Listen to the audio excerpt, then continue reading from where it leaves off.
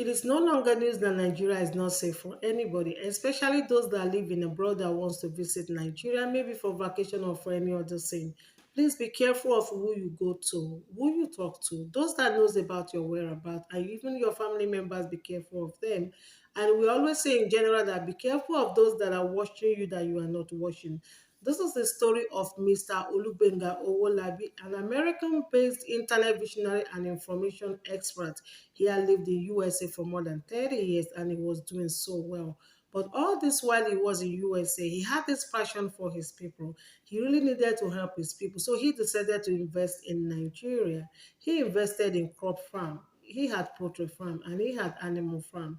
And lately he went into hospitality business. He opened this hotel called Tana Suites in Abra community in Ogbomoso, and he employed people at least to reduce the rate of unemployment in the society. And among those that were employed was this 500 level student of Ladoke Akitola University in Ogbomoso by name Miss Rachel Abiola Opaleye. She was an undergraduate. She just took up the job because ASU were on strike and she needed to get something doing with her hands. She was among those that were employed in the hotel and she was doing her job until Mr. Olugbenga decided to relocate to Nigeria permanently, maybe to monitor all the businesses he had. So on 28th of July 2022, he flew from the USA, he flew down to Nigeria and he went straight to his hotel, that is Tana Suite in Ogbomoso. Early morning on Friday, 29th of July 2022, kidnappers descended on the hotel and abducted Mr. Olugbenga and Miss Opaleye. They were taken into captivity into a known destination. People started looking for them, at least waiting for the kidnappers to call them. And on Tuesday, the 2nd of August, the kidnappers got across to the family and they were making a demand of 100 million naira ransom for the release of Mr. Olugbenga and Miss Rachel. The family were discussing with the kidnappers, and at a point when the kidnappers decided to call again, they said they had already discussed with Mr. Olugbenga, who promised to pay them 50 million, whereby the family member was actually telling them that they had only raised 1.5, and at the point he said he had raised 2 million, that all those they contacted to give them money, no one was coming forth. They had been running up and down to make sure that they get some money for his relief, but they were only able to raise 2 million. At the point, the kidnapper got so mad and he was actually insulting the man he was talking to on the phone that, how could you be telling us you are going to pay us 2 million naira, whereas Mr. Gbenga had promised to pay them 50 million and they were not going to take anything less than that 50 million. That it took them several months to be able to abduct Mr. Olugbenga, that they were not going to take anything less than the stipulated and agreed amount. They were doing this front and back and they actually threatened to kill Mr. Olugbenga if this ransom was not paid for his release. Listen to the voice note of the conversation between the kidnapper and the family member negotiating the ransom. This is just the English part of the negotiation.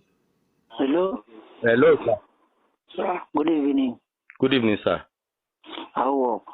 Fine, thank you, sir. Ogbeni, what you have this night? That's what I'm saying. The money is now 1.4.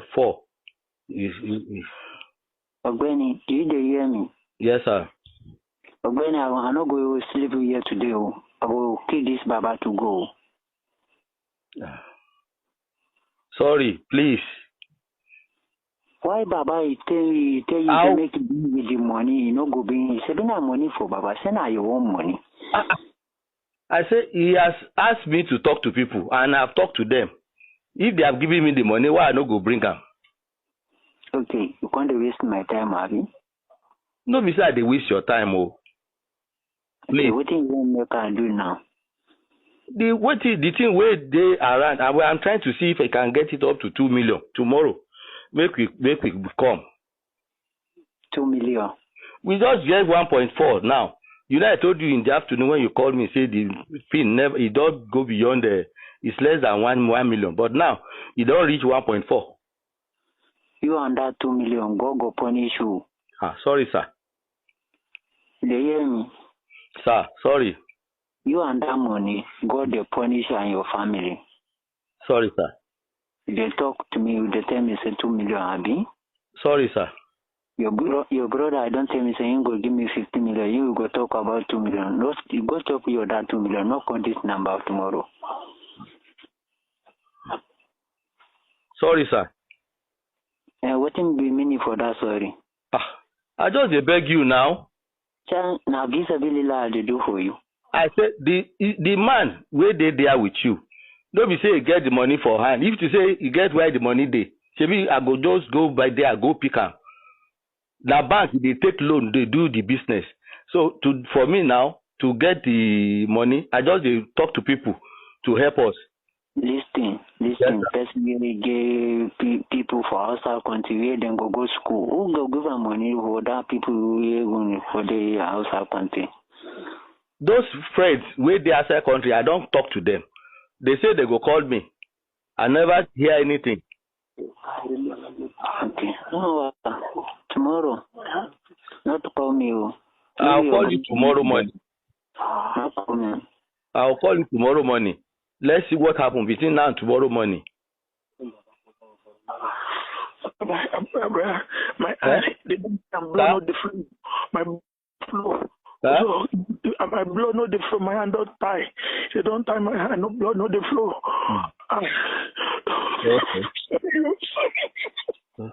After a series of negotiation between the family members and the kidnappers, they agreed for a ransom of 5 million naira to be paid to them so that they could release Mr. Olugbenga and Miss Rachel. So on 2nd of August 2022, being on a Tuesday, the Baale of the community decided to involve an Okada man, Mr. Idowu, to help convey the family member to Ilorin Ogbomoso Road, where the kidnapper had asked them to bring the money. Mr. Idowu agreed to take this man to the point. So they all set out for this journey. When they got to the point, they gave the money to the kidnappers, who came down, counted the money to make sure it was up to the 5 million naira they agreed, and they decided to open fire on Idowu, the Okada man, and this family member. Unfortunately, Mr. Idowu was killed on the spot, and the family member escaped with gunshot and is already receiving treatment at the hospital.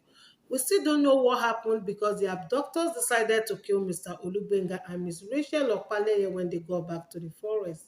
According to another version of the story we heard, was that soldiers were deployed to Lautech to curb the insecurity in that area, and the kidnappers, thinking it was because they abducted Mr. Olugbenga, that was why soldiers were sent to them. They got annoyed and decided to kill him and the innocent lady that just took up a job just to keep herself busy. In my own opinion, what will make a kidnapper to kill his victim after collecting a ransom from the family member? Are we going to say that Mr. Olugbenga or Miss Rachel recognized someone in the forest that they knew?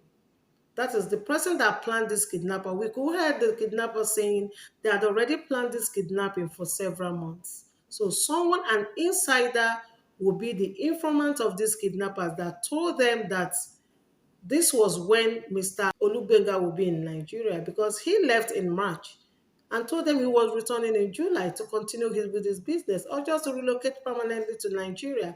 Are we going to say they recognized someone in the forest that they knew, and because of this kidnapper killed them? We don't know. And according to another rumor we're hearing, that one Mr. Femi Owolabi had been arrested by the police alongside other people in connection to this kidnapping business. And Mr. Femi Owolabi had already confessed that yes, he planned it and he was sorry. And another family member had come out to debunk this news that there was nobody by name Mr. Femi Owolabi in their family, and all those that organized this kidnapping were all Fulani men. That was why I said at the beginning of this video, let us be careful of those that are watching us that we are not watching. Be careful what you do, be careful what you say, be careful those that you talk to, because a lot of people want your downfall. Only when you are smart like a dove, that is only when you can overcome all this evil happening in Nigeria. Mr. Olugbenga had been deposited in the morgue, and Miss Rachel Opaleye had been buried in her father's compound. Let us be careful. I will just pray the police will find the organizers or these kidnappers that performed this evil act to this man that wanted to better the lives of his people by relocating from the United States of America to Nigeria, and he met his death. If he knew he was going to die, he wouldn't have come back. He would have just stayed in the USA. And by this singular act, a lot of people will not want to come back. Nobody will want to come back to Nigeria and die. Even if Nigeria is getting worse, they will just fold their hands wherever they are and let Nigeria go down. We hope that Nigeria will be better one day, but before Nigeria gets better, let us be very careful. Kindly like our videos, share our videos, follow us, stay subscribed so that whenever there is an update on this case, you'll be the first to be notified.